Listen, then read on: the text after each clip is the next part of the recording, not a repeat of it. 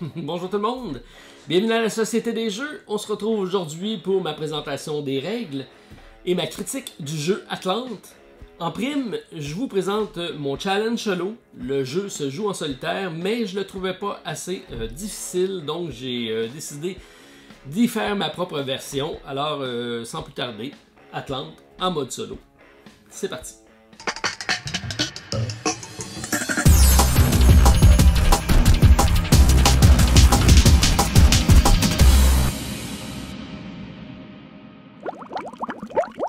Bonjour tout le monde, bien content de vous revoir pour ma présentation d'Atlante. J'avais pas prévu faire une deuxième vidéo cette semaine, mais lorsque j'ai fait le déballage, j'ai fait une partie, puis deux, puis trois, puis finalement j'ai fait une bonne quinzaine de parties au courant du week-end pour vous concocter mon challenge solo.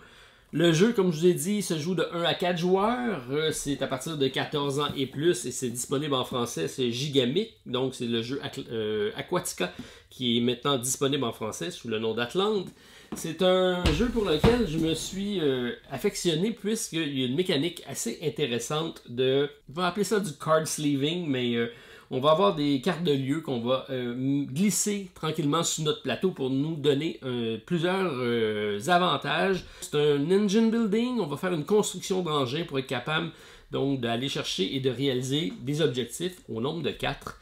Et c'est une partie qui se joue très rapidement, 30 à 60 minutes. En solo, en 30 minutes, même en 20-25, ça se fait aisément. Pas énormément de matériel, on met ça sur la table, c'est rapidement pris en main et on peut l'expliquer en 5 minutes, y jouer et tout le monde je pense va y trouver son compte. C'est très accessible comme jeu. Alors je vous montre les quelques composantes, je vous donne les explications sommaires des règles. Je vais vous faire un ou deux tours, mais de ma variante solo, ça me permettra de vous présenter donc l'adaptation que j'en ai fait et je vais terminer en vous présentant ma critique du jeu. Alors, plateau de jeu qu'on a ici au centre de la table, on va avoir un gros deck ici qui va composer nos différents lieux. Donc, tout ça est mélangé et on va en mettre une série ici de lieux qui vont être notre première exploration. Donc, c'est mis aléatoirement. Même chose ici, on a un deck de personnages. On a essentiellement 2 fois toutes les mêmes cartes et on a des icônes avec soit des losanges ou soit des ronds. Donc, normalement, en mode solo, ils nous disent de prendre seulement un des 2 decks. Pour mon cas à moi, j'ai laissé ça comme une partie à 2 joueurs, donc c'est ce que je vais vous présenter à l'instant. On a le deck avec l'ensemble des 4 personnages. On a ici un marché avec des coûts associés, donc de 0 à 5. Et éventuellement, tout ça va bouger. On a un autre emplacement ici pour une deuxième exploration. C'est lorsqu'on va avoir des actions sur nos cartes de personnages qui vont nous dire d'explorer. On va tout simplement glisser les cartes lieux ici, en défausser un certain nombre et en remettre de nouvelles. Et ceux-ci vont nous avoir donc une réduction de 1 en pouvoir pour pouvoir les prendre possession puisque les cartes ont deux symboles. Donc un carte de pouvoir ici. Donc pour attaquer ici mes requins, j'ai besoin d'avoir 4 de trident. Ou l'acheter pour 3 d'or. C'est les 2 richesses qu'on va avoir, soit du pouvoir, soit de l'or. C'est les 2 façons d'aller chercher un lieu, donc on peut l'acheter ou le conquérir. Et on a une série d'icônes ici qui vont nous permettre d'avoir des bonus. Il faut absolument les utiliser pour pouvoir se rendre à la fin de la carte et aller récolter ici le 4 points de victoire. C'est des points de prospérité.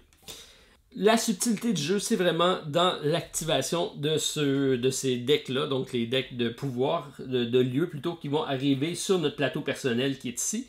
Tandis que le marché ici vont venir bonifier nos cartes d'action. Tous les joueurs vont commencer avec un deck d'action de 6 cartes qui est les mêmes cartes pour tout le monde. Donc on va tous avoir un recruteur, une voyante, un négociant, une matrona, un hippocampe et un légionnaire. C'est des actions donc similaires, mais on pourra aller en acheter pour additionner un nombre d'actions supplémentaires, des actions plus importantes qui vont nous permettre d'aller finalement aller chercher les fameux objectifs. Le but de la partie, donc, c'est d'aller renforcer notre deck pour aller conquérir des lieux, les utiliser pour éventuellement les mettre ici dans notre coffre-fort. Ça devrait être des points qu'on va additionner dans notre coffre. Il faut vraiment avoir les lieux et compléter l'ensemble des lieux pour pouvoir les mettre dans le coffre. Donc, il y a vraiment une belle action ici de planification à faire au niveau de notre deck. Et éventuellement, aller compléter les objectifs au nombre de 4 qui sont ici. 3 façons de terminer la partie. Donc, le premier qui a installé ses 4 mantas. On a ici nos fameux mantas qui sont des poissons, des raies. Lorsqu'on va avoir complété un objectif, on va tout simplement le mettre. Le premier va avoir 8 points et ainsi de suite. Donc, le deuxième 5, 3, 3, 3. C'est la façon donc d'aller marquer des points. Lorsque les 4 mantas d'un joueur sont positionnés sur les cartes d'objectifs, donc les 4 objectifs sont complétés, on complète avec un tour et ça met fin à la partie. Autre façon de mettre fin à la partie, c'est de compléter le deck qui est ici, donc le deck de lieu, ou de compléter le deck de personnage dès qu'on n'a plus de cartes pour pouvoir remettre le marché. Ça met également fin à la partie, un dernier tour et on complète. On a ici des cartes de rois, donc 8 rois qui vont personnaliser, si on veut, notre deck, puisqu'on a tous les mêmes 6 cartes, mais on va pouvoir débuter la partie avec un roi qui va additionner une 7e carte, et c'est un petit peu là que va orienter notre partie, puisque certains personnages vont être plus axés sur l'attaque ou le marchandage, plusieurs items qu'on peut avoir. Donc ici, j'ai Xander, l'usurpateur, qui me permet de faire une activation de mes lieux, d'aller récupérer un personnage, puisque lorsqu'on va utiliser nos personnages, on va les mettre dans une défausse, et on va devoir prendre la Matrona pour les récupérer. Donc celui-ci me permet d'aller récupérer un personnage sans prendre la Matrona, de réactiver un manta. Les mantas sont des actions bonus ici qu'on va avoir, et lorsqu'on va les utiliser, on va tout simplement le retourner pour dire que c'est fait. Et c'est vraiment l'action de la carte qui est très importante, et la seule qu'on ne peut pas défausser, c'est ici. Donc la Matrona, elle nous permet de récupérer toutes nos cartes de défausse et de réactiver tous nos mantas. Donc on va pouvoir utiliser dans un autre tour. Donc ces différents personnages, comme celui-ci me permet d'aller explorer et de jouer un personnage. Celui me permet d'aller copier le pouvoir d'un personnage qui est ici. Celui-ci va me permettre de commencer la partie avec un manta bonus, une manta. Donc, c'est donc ici, dans le cas présent, 2 pièces d'or supplémentaires. Donc, je vais avoir directement une action bonus supplémentaire avec celui-ci. Mais on va défausser la carte. Celui-ci me permet, fait en sorte que tous les autres personnages vont devoir défausser un carte personnage de leur main. Celui-ci va me permettre d'aller récupérer un personnage gratuitement. Celui-ci me permet d'aller chercher un manta de 2 d'attaque. Et celui-ci va me permettre d'aller conquérir un lieu d'épave, puisque chaque carte ici ont des icônes. Celui-ci, c'est des volcans, des requins, des récifs, des épaves de bateaux et des lieux souterrains qu'on va pouvoir aller récupérer. Donc, c'est différents rois qui vont nous bonifier nos actions, que je vais mettre ici de côté, puisque ça va être pour vous montrer la partie en mode solo que je vous ai concocté. Le mode multijoueur donc est très simple. On va tout simplement alterner comme ça autour de la table. On va avoir nos différents personnages. À chaque tour, on va jouer une carte qui va nous permettre de faire une action principale et autant d'actions secondaires qu'on veut. Les actions secondaires sont faites avec les mantas qu'on a ici, donc on peut tourner pour avoir des bonifications. Également, les lieux qu'on a ici, lorsqu'on va les avoir, on va pouvoir les activer lorsque c'est possible et créer une cascade d'actions secondaires, et c'est ce qui est vraiment intéressant. Une action plus autant d'actions secondaires qu'on veut. Ensuite, on passe à l'autre joueur. C'est très rapide, il n'y a pas vraiment de temps mort, c'est un jeu qui se joue, le déroulement est très fluide. On va revenir sur les objectifs. Donc, on a des objectifs qui sont déjà pré-imprimés sur le plateau. Donc, c'est les objectifs de base, qui est la façon la plus simple d'y jouer. Et on a des jetons comme ça avec différents objectifs. On en a une série de 5 qui vont nous recto-verso, qui sont différents. Donc, qui vont additionner une dizaine d'autres possibilités d'objectifs. On va tout simplement les mettre par-dessus ici pour créer de nouveaux objectifs. Donc, comme ici, c'est celui qui va avoir en main 2 mantas bonus. Si je me vais avec celui-ci, donc on passe à 3. Ce qu'on appelle ici la partie avancée, puisque ça vient le complexifier un peu. Peut-être prolonger un petit peu aussi le délai du jeu. Mais comme c'est déjà très rapide, je pense que les gamers vont tout de suite y aller avec les objectifs qui ajoutent un petit peu de piquant, si on veut, à la partie. Donc à mon tour, tout ce que je fais, c'est que je sélectionne une carte que je peux ici déterminer. Donc je pourrais dire, je vais aller prendre mon recruteur, aller le mettre ici dans ma défausse, pour aller recruter un personnage. Les personnages sont ici. J'ai pas d'argent présentement. La seule chose que j'ai, c'est ici le fameux manta, la manta avec plus 1 d'argent. Donc, dans le cas présent, je peux repêcher celui-ci qui a une valeur de 0 ou celui-ci qui a une valeur de 1. Alors, ce que je vais faire, c'est que je vais utiliser ici ma manta et je vais prendre la carte. La carte s'en va dans mes mains. Donc, j'ai joué une carte, mais j'ai récupéré une carte, ce qui fait en sorte qu'on va augmenter comme ça la possibilité de faire un nombre d'actions. Je vais glisser les cartes de côté ici. Je vais ajouter une nouvelle carte qui apparaît dans le deck. On passe à mon adversaire, comme ça, qui va pouvoir jouer. Autre action qu'on peut faire ensuite, on regarde, on peut ici aller acheter un lieu. Acheter un lieu, ça donne ici 1, le négociant d'or.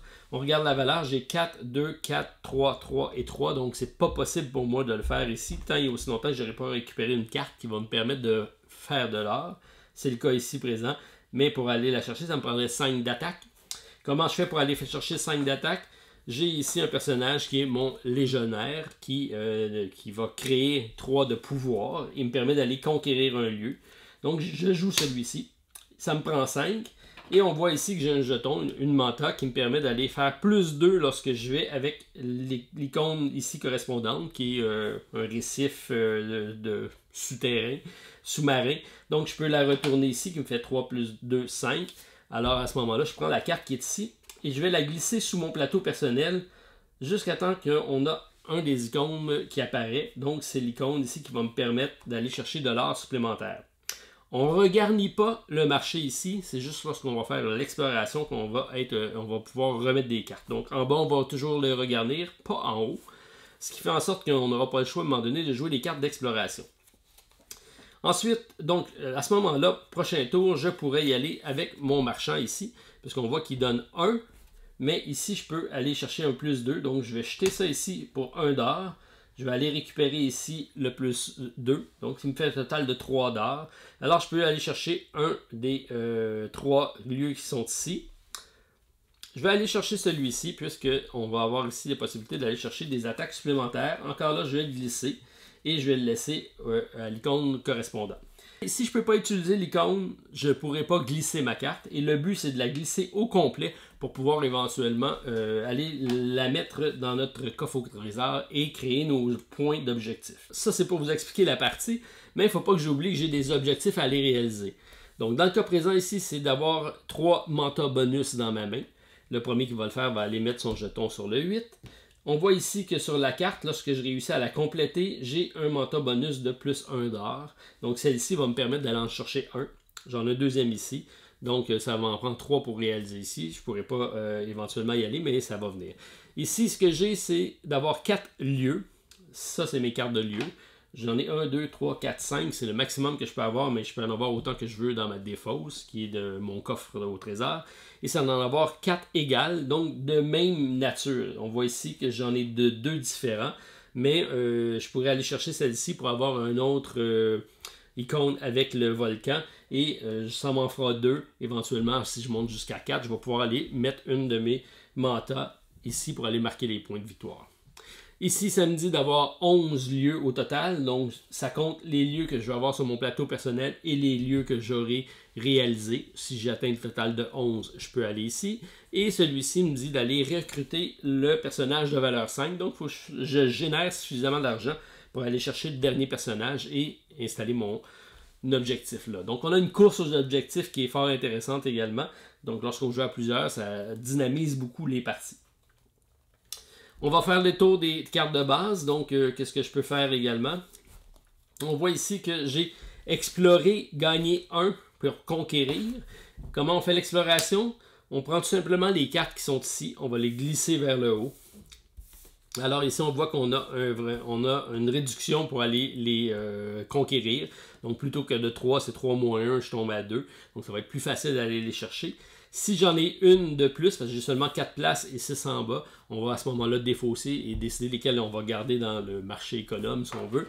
Et on va regarnir ici pour d'autres cartes de lieu. Donc, ici, j'ai fait mon exploration. Je gagne 1 pour conquérir. Et on voit ici que j'ai 3, moins 1, ça me fait 2. Donc, c'est celui qui est le moins... Ici, j'ai 1. Je pourrais aller chercher directement cette carte-ci, mais on voit qu'elle n'a aucune icône de bonus. Elle me donne seulement 1 point de victoire. On se rappelle qu'on a 1, mais ici, je peux utiliser plus 1. Donc, je tombe à 2. Et à ce moment-là, ici, je prends celui-ci, je fais 2, puisque j'ai 3 moins 1, ça me fait 2. Alors je pourrais directement aller chercher cette carte-ci et la mettre dans ma réserve. Encore là, on ne remplace pas la carte qui est ici. C'est seulement lorsqu'on fait l'action d'explorer qu'on pourra le faire. On a ici différents symboles. On voit ici que j'ai la possibilité d'aller récupérer un personnage. Donc, je pourrais faire ça ici comme action secondaire lorsque c'est mon tour. Aller prendre ma défausse et aller dire je vais récupérer un des personnages que j'ai et je vais aller le remettre dans ma main. Donc, je vais aller chercher ici mon légionnaire qui me permet d'attaquer. Je le remets dans ma main.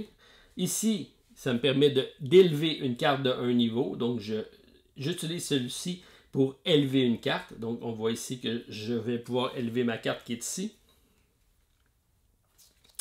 Alors, ce que ça me donne ici, c'est un 2 d'or. À ce moment-là, je peux utiliser ici ma carte, le diplomate que j'ai été chercher, qui me permet d'aller gagner un or et de recruter soit un personnage ou soit un lieu.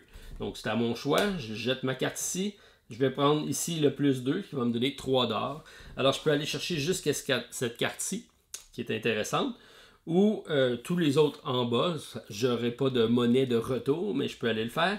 Et je peux aller également chercher un lieu, puisque le diplomate me permet de faire un ou l'autre, de valeur 3. Donc je peux prendre soit une carte en haut ici, soit une carte en bas de 3. Donc je pourrais décider d'aller chercher cette carte-ci. Et comme celle-ci va me donner un bonus de manta et c'est ce que je cherche, alors je peux la prendre ici et l'utiliser. On voit ici que j'ai un coffre. Le coffre me permet d'aller mettre une ressource ici. J'ai une carte ici qui me permet de générer la voyante des coffres, mais je vais plutôt utiliser cette carte-ci pour aller récupérer cette carte-ci et de la mettre dans mon coffre. À ce moment-là, je viens d'engranger 5 points de victoire, de prospérité et de récupérer une manta bonus que je mets de côté ici qui va me permettre éventuellement de faire de l'or. On voit que l'engine building s'installe très rapidement. Donc ça va me donner un d'attaque supplémentaire. Celui-là me permet de monter de 2 niveaux. Donc je pourrais compléter ici celle-ci. 1, 2, j'ai monté de niveau. Donc ici, je ne vais pas faire ces actions-ci. Je vais plutôt l'utiliser comme une montée, une levée de carte. Alors à ce moment-là, on ne fait pas l'action. Mais l'action ici de 2 reste toujours valide. Par contre, celle-ci va être disponible pour aller l'engranger. Et on se rappelle que je dois avoir 4 cartes identiques pour aller compléter cet objectif-ci. Donc, si je complète mes cartes, celle-ci va me permettre d'engranger 2 cartes ou de lever 2 cartes, c'est un ou l'autre. Et 2 cartes, c'est soit 2 niveaux ou 2 cartes de 1 niveau. Donc, je pourrais très bien dire, je mets cette carte-ci et je vais compléter ces 2 cartes-ci. Je ne fais pas le bonus, mais j'ai été les élever, prêt à mettre dans ma réserve.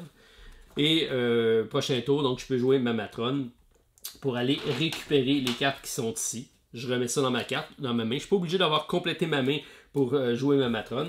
Je vais tout simplement retourner mes jetons ici qui vont être disponibles pour mon tour suivant. Et ça sera mon action de mon tour. Si on est à 2 joueurs, ce qui est le cas pour la variante à 2 ou ma variante solo que je vais faire, donc à ce moment-là, on va défausser la dernière carte. On va glisser ça ici et on va tourner une nouvelle carte. Ça va tout simplement changer le marché et changer surtout la valeur des cartes. On continue comme ça jusqu'à temps qu'on finit un des 2 paquets ou qu'on complète les 4 objectifs et on va marquer nos points. C'est un jeu qui se joue très rapidement, belle interaction avec la course aux objectifs et la course aux cartes intéressantes.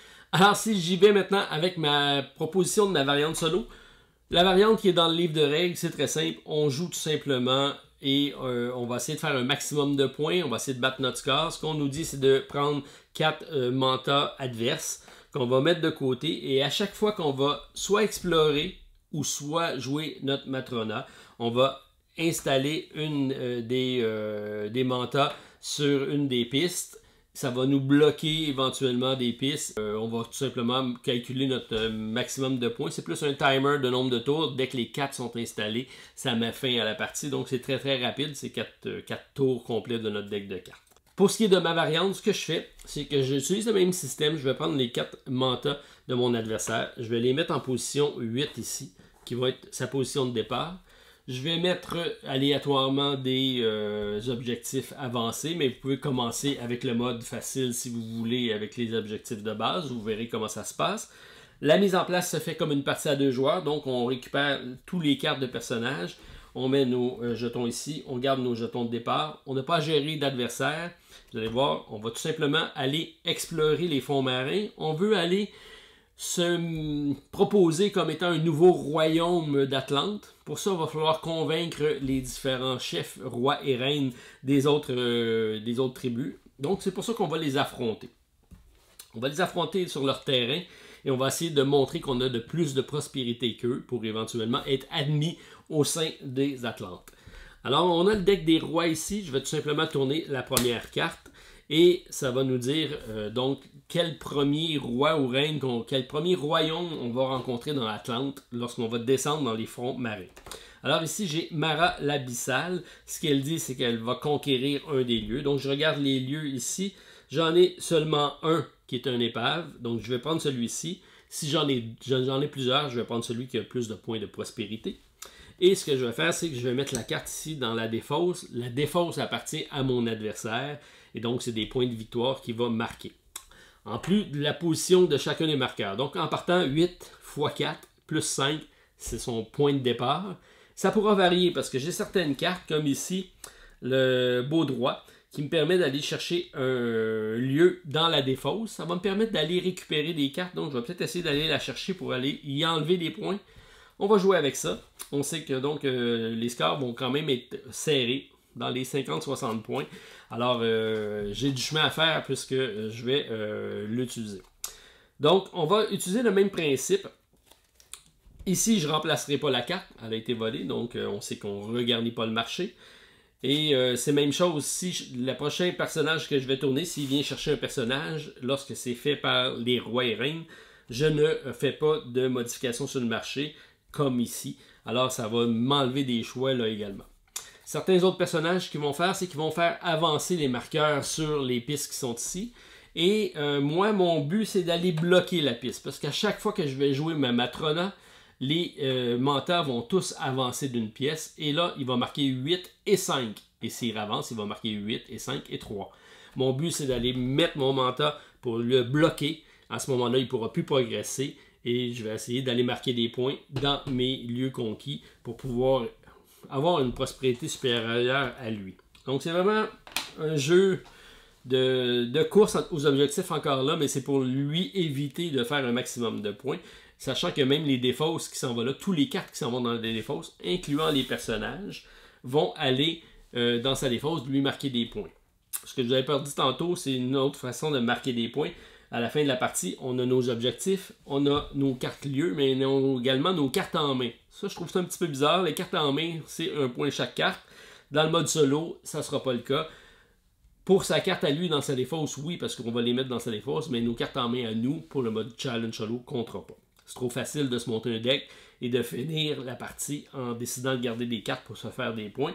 Je trouve ça étrange, donc je l'ai enlevé de mon système de pointage. Alors, ce que je vais faire, c'est que je vais tout simplement jouer mon tour, comme on fait normalement. Je vais donc enchaîner la partie en jouant rapidement, un tour après l'autre. Ils vont interagir seulement lorsque je vais explorer ou seulement lorsque on va jouer la carte de la Matrona. Donc, je vous ai montré comment se déroulait la partie. C'est très simple. On va essayer de faire les mêmes objectifs. Donc, je pourrais essayer d'aller chercher la poulpe ici pour essayer de bloquer le plus 5. C'est peut-être celui qui est le plus facile à faire d'un seul coup. 11, je ne pourrais pas m'en là d'un seul coup. 4, pareil non plus. Avoir 3 mantas, c'est difficile. Le plus facile à réaliser pour moi présentement, c'est d'aller chercher le 5 ici. Il faut que je me fasse un engin qui va me permettre d'aller faire des points. Celui-ci me permet d'aller chercher des points. Donc, je pourrais dire, on va faire comme tantôt. Donc, on va prendre mon légionnaire qui fait 3. Et je prends mon plus 1 ici, qui me fait plus 2, c'est-à-dire, et je vais aller chercher cette carte-ci, qui va me permettre d'aller chercher plus 2.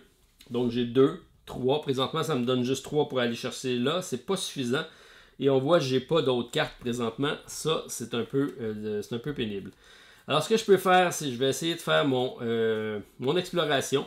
Donc, je vais jouer ma carte ici de l'hippocampe. L'hippocampe va me permettre d'explorer. À ce moment-là, on va monter les cartes. Et lorsqu'on explore de nouveaux royaumes, ben, on se déplace dans les abysses. À ce moment-là, on va déplacer le royaume. On aura visité le royaume de Mara, donc je vais le mettre ici dans la défausse. On va y représenter un point, parce que chaque carte personnage lui représente un point. Je vais tourner la prochaine, et on a Herbert le Conquérant. On regarde ici l'icône, c'est une icône avec du pouvoir. Alors, ce qu'on va faire, c'est qu'on va retourner les mantas ici pour savoir lesquels sont avec du pouvoir.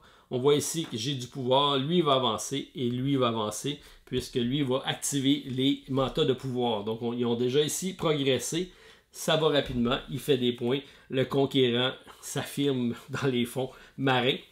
Par contre, moi ça m'a donné la possibilité d'aller jeter des nouvelles cartes ici. Donc j'ai exploré. Et à ce moment-là, je peux avoir plus de choix. On voit que je voulais faire de l'argent. Celui-ci me donne une pièce d'or supplémentaire. Est-ce que je suis capable d'aller le chercher? Il coûte 2. Je ne veux pas dépasser mon argent, mais j'ai 3.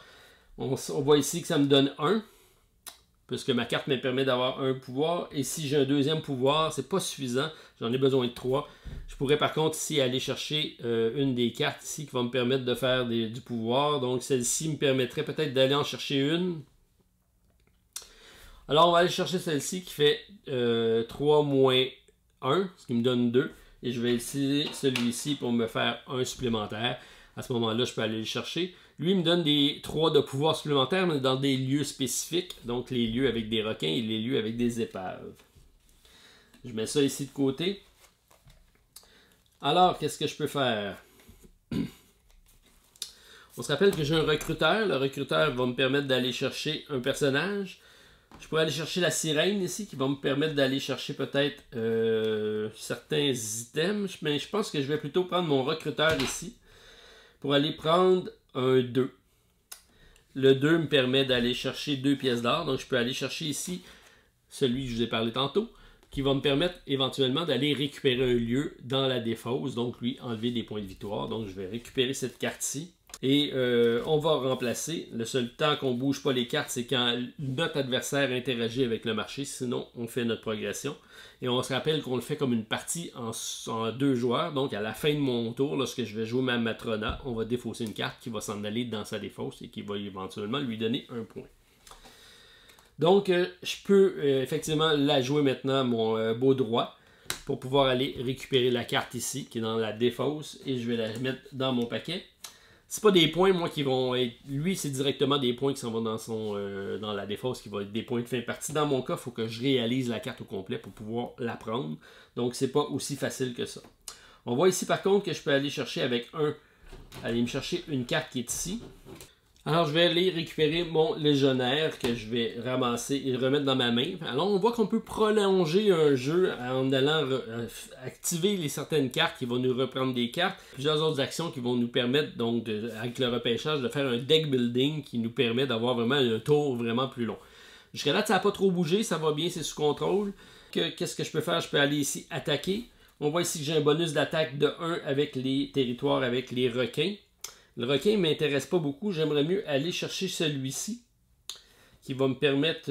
mais ici, ça me donne des épaves. Et les épaves ne me donnent pas nécessairement de bonus au niveau de l'argent. Je pourrais malheureusement pas aller chercher probablement mon 5 ici. Parce que le mieux que je peux faire, c'est un 2. Aller chercher un 3 ici. Un 4 avec celui-ci, mais je ne me rendrai pas à 5. Bon, alors ce que je peux faire, c'est... je peux quand même aller acheter un lieu pour 1. Et mes icônes qui sont ici, je suis mieux de les utiliser parce que si je ne les utilise pas, de toute façon, ma matrone va les ramener. Alors, je suis aussi bien de les prendre. Ce que je vais faire, c'est que je vais prendre ici mon élévation de 1 niveau pour aller chercher ici. Je suis obligé de le passer même s'il est bleu. Il ne sert à rien, mais je suis obligé d'avoir une action qui me permet d'aller récupérer cette icône-ci. Donc ici, j'ai un plus 2. Alors, je vais pouvoir aller me chercher un lieu de 3. Donc, je vais prendre mon négociant qui me donne 1, plus 2. Et on a dit qu'on peut aller chercher un lieu de 3, ce qui est intéressant. Celui-ci me permettrait éventuellement d'aller mettre mon trésor. Puisque, donc, si je fais ici avec 1, je vais aller récupérer celui-ci. Donc, qui me permet de reprendre ça ici. Je mets ça ici de côté et on voit que je vais récupérer un plus 1. Donc, j'aurais eu mon 5 finalement. Mais malheureusement, j'ai utilisé ma carte. Bon, j'ai quand même 1 d'objectif ici sur 3, ce qui est quand même pas mal. On voit ici que je suis capable d'aller en récupérer 2 ou d'aller en monter 2. Alors, ce que je vais faire, c'est que je vais prendre celui-ci pour monter celui-ci de 2. À ce moment-là, ici, je vais prendre mon coffre qui est ici pour aller récupérer cette carte-ci que je vais mettre ici. J'ai pas de bonification, mais c'est quand même un 3 points de victoire que j'ai été chercher. Et ici, je suis en 2 bleus. J'ai pas de possibilité d'objectif ici. Et malheureusement, ce que ça me donne, donc c'est seulement mon légendaire, mon légionnaire qui me fait 3 d'attaque. Alors je peux aller chercher quand même un lieu. Et on s'appelle que j'ai besoin de 4 pareils. Présentement, j'ai un requin et un comme ça. Donc je vais aller chercher probablement ici le requin qui est ici. Ce qui va me permettre d'aller chercher un deuxième requin. Je mets ça de côté ici.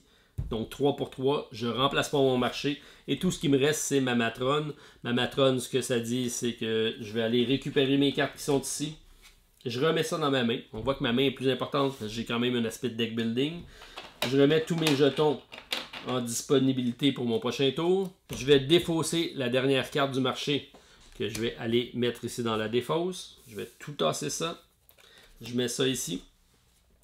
Je remplace pas le marché, ni là ni là, c'est seulement l'exploration qui va me permettre de le faire. Vu que je joue ma matrone, je vais quand même continuer plus loin de mon périple. Et à ce moment-là, je vais tourner une prochaine carte ici. Et on voit ici que c'est Kai, l'agile, qui arrive, qui va récupérer un personnage. Ce qu'il va faire ici, ça lui donne seulement un point. Ce qu'il veut faire, c'est prendre le personnage le moins cher. Ça va me pénaliser, je vais être obligé de payer. Je ne peux pas en avoir un gratuit. Et on va mettre ça ici dans la défausse. C'est un point supplémentaire et c'est un ralentissement pour moi. La description de chacun des 8 personnages sera disponible dans le PDF. Mais ça reste très simple. En lisant, vous allez pouvoir comprendre. Généralement, j'ai fonctionné avec les icônes ou les textes. Ça reste très fluide. Je continue tout simplement mon tour. À chaque fois que je fais une exploration, les cartes qui sont défaussées s'en vont ici. C'est des points pour lui. On sait que comme j'ai joué ma matrone, tous les jetons vont avancer. Et là, on voit que si je réussis à mettre mes objectifs pour le bloquer, c'est des points que on va à ce moment-là terminer la partie. Je n'ai pas un tour supplémentaire. Même chose si je termine les decks de cartes. Ça risque d'être les personnages qu'on peut peut-être finir. Celui-ci, ça serait très surprenant. Et donc, encore là, on termine la partie immédiatement. Et si les jetons arrivent jusqu'à la dernière item qui sont ici, ça met également fin à la partie parce qu'on ne peut pas aller plus loin. Donc, ils sont bloqués. Dès que tous les mantas sont bloqués, soit par moi ou soit par le plateau qui est ici, on va arrêter, on va faire le décompte. Dans son cas, à lui, on prend la pile qui est ici. On a un point par personnage. Les points des lieux, s'il y en a ici. Et on additionne les points. Donc, le point du manta et tous ceux qui sont précédents. Donc, 8 plus 5 plus 3.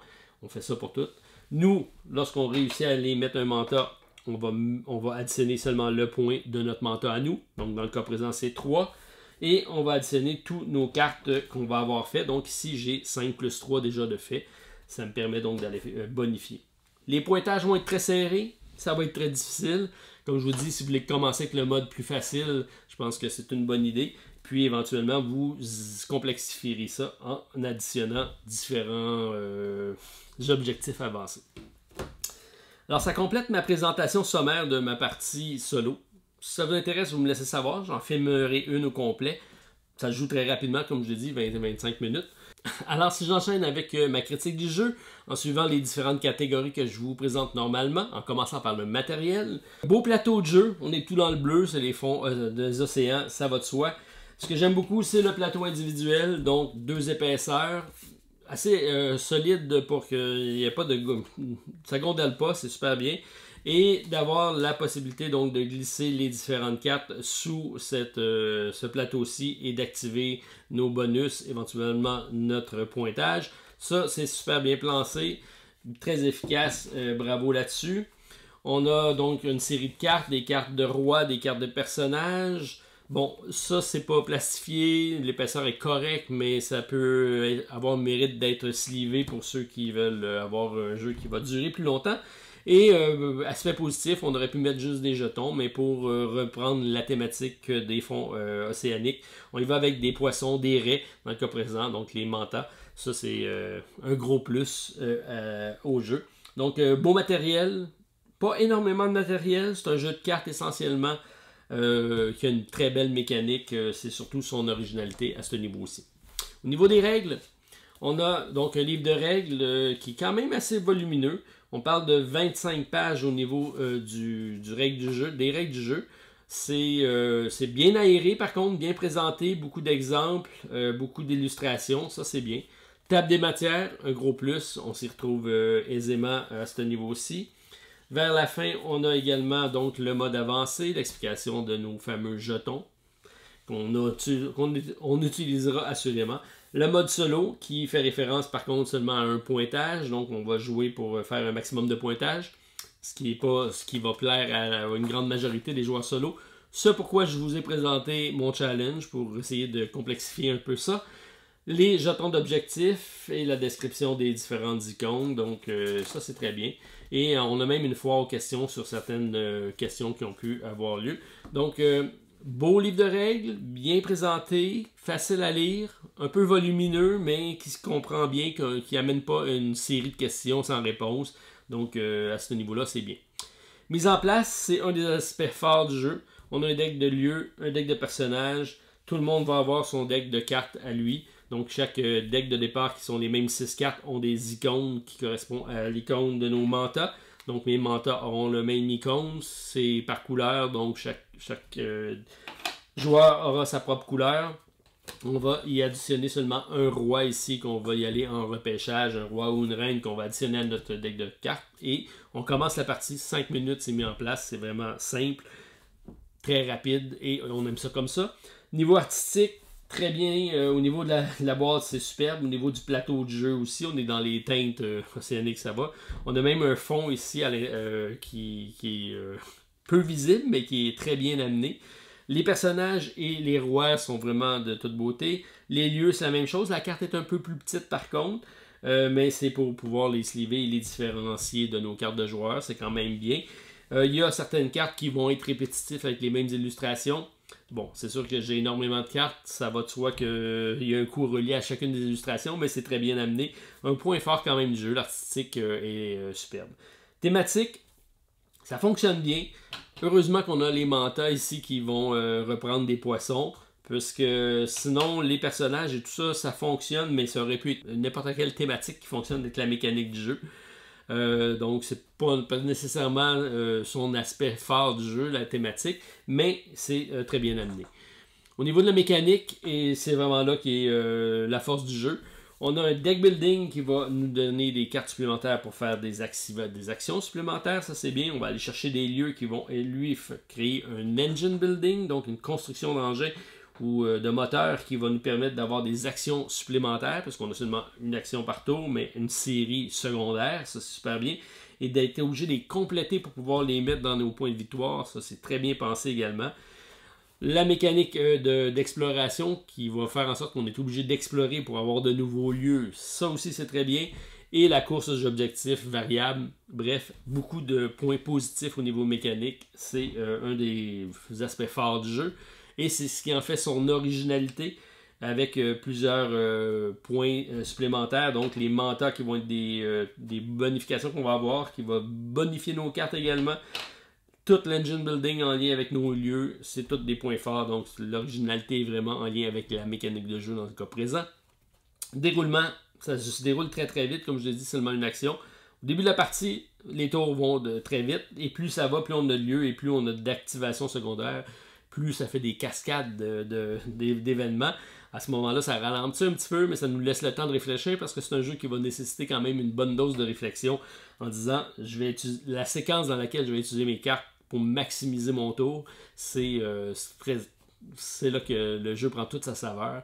Donc, très bien amené au niveau déroulement. C'est une partie qui va jouer 30 minutes, 25 minutes en solo, à plusieurs, 45, 1 heure maximum, donc c'est super bien. C'est même rapide lorsque les objectifs sont réalisés, on se dit j'aurais aimé ça avoir 2-3 tours de plus.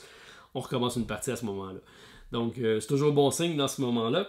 Rejouabilité, encore là, ça c'est peut-être pas l'aspect qui est mis de l'avant dans le jeu, dans le sens qu'on a des personnages, mais c'est 2 decks de tous les mêmes personnages. Donc les personnages vont revenir.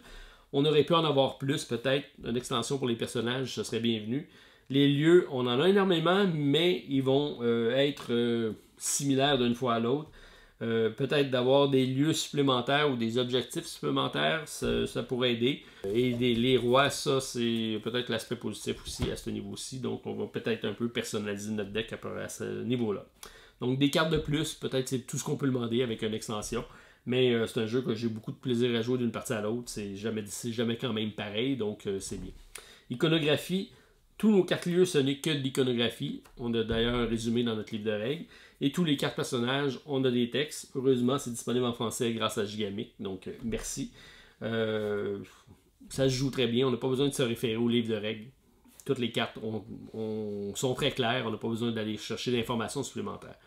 Pointage, comme je l'ai dit, c'est vraiment ce que j'aime du jeu, c'est d'être obligé d'utiliser toutes les icônes, même ceux qui n'ont pas d'icônes. Je vais être obligé de trouver la façon de progresser ma carte pour aller éventuellement faire l'action de la mettre en banque ici et d'aller marquer mes points. Ça, c'est super bien. La course aux objectifs va vraiment mettre une pression sur la partie parce qu'on veut être capable de positionner nos mantas rapidement. Mais lorsque je positionne mon manta, c'est des actions bonus que j'ai de moins. Alors je vais me faire peut-être rattraper par les autres. Alors, encore là, c'est bien pensé à ce niveau-ci. Et bref, le pointage fonctionne bien. La seule chose que j'aime moins, c'est nos cartes. Donc chacune des cartes en main donne un point en fin de partie. Et là, on peut planifier, finir un tour en ayant récupéré nos cartes pour marquer des points. Ça, je trouve ça drôle. Normalement, dans un deck building, les cartes de base, on ne donne pas de points. Et c'est les cartes avancées qui vont donner des points. On aurait pu peut-être miser là-dessus pour au niveau pointage pour amener, inciter le monde à aller chercher des cartes à ce niveau-là. Bon, c'est peut-être mon seul aspect par rapport au pointage. Sinon, j'aime beaucoup la mécanique des lieux. Ça, c'est vraiment un plus. Niveau plaisir, comme je l'ai dit, je n'étais pas censé faire de vidéo, deuxième vidéo d'Atlante cette semaine. Mais comme j'en ai fait une quinzaine de parties et développé un challenge solo, on peut dire que j'ai eu beaucoup de plaisir à le faire. Donc ça, c'est très bon signe. Ça vous en dit long.